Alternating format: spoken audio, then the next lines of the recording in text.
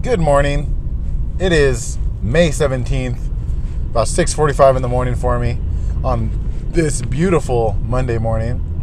And I just wanted to check in with you guys and say hello. And that I know it's been a while since I saw you, but it's just been a weird little week for me or two.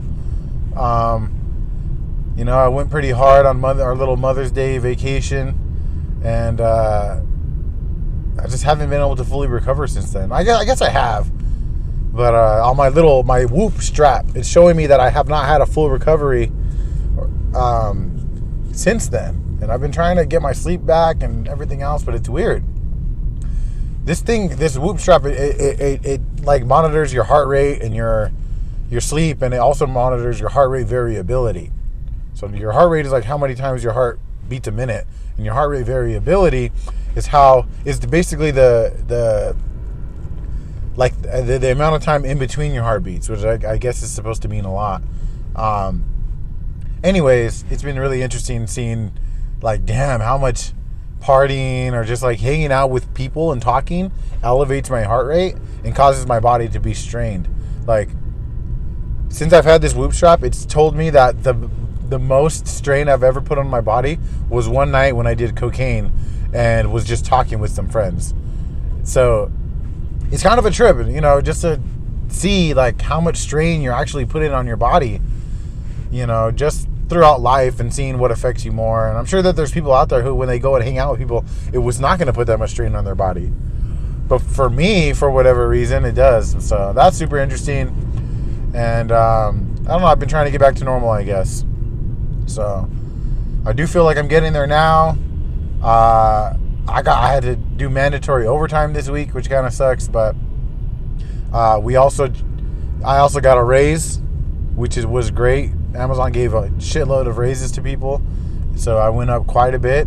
And in like 3 months, I think I get another one, because I'll be officially at Amazon for a year, at least in this position. So I got a raise.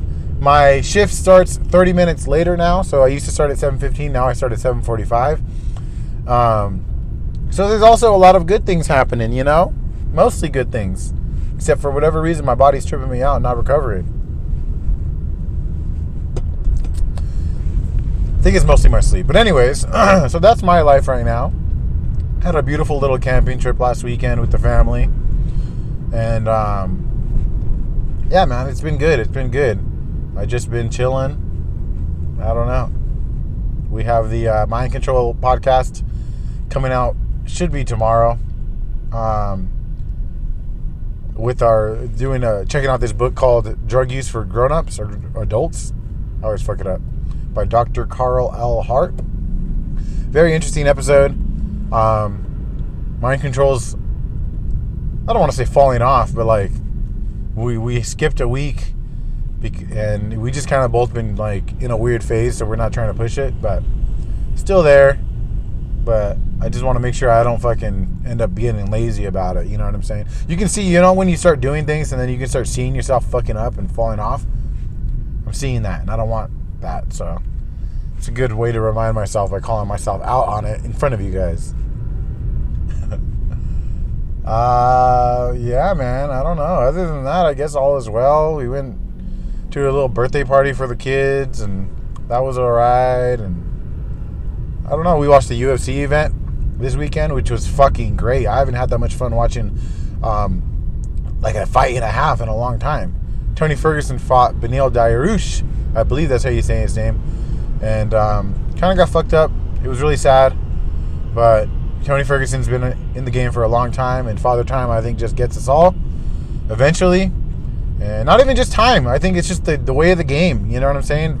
MMA is just improving, getting quicker, getting smarter, and it's a young man's game. So it was very sad to see Tony go out like he did, or seems to be going out like he did, but he does seem to be going out on his sword. The man fucking broke his leg almost with that knee bar, or was it a heel hook? It was a heel hook, and that was wild. Tony's just sitting there in pain, not tapping, so that was wild.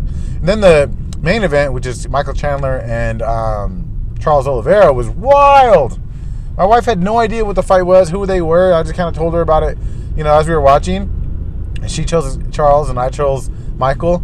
And the way that Charles Oliveira won in that fucking knockout in the early second round was crazy. We were not expecting it, so it was wild. My wife was tripping out and screaming, and it's so funny to see her like really into a fight like that she's never seen. That's the cool thing about MMA, dude. Is like, just choose somebody. Watch the little intro for the fight. Choose somebody.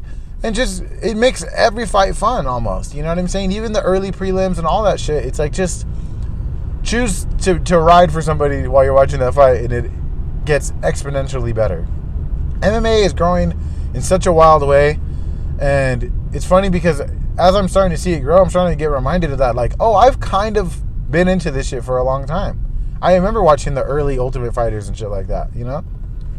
But it's beautiful to see the sport growing and becoming something that can truly, you know, contest with the NBA and the NFL and shit like that. So beautiful, beautiful, beautiful. And I wonder how many of you guys actually watch like I do. I know I've been talking about it a lot lately.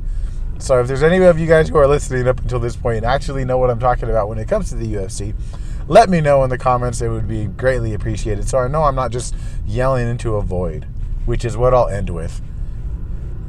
Yelling into a void.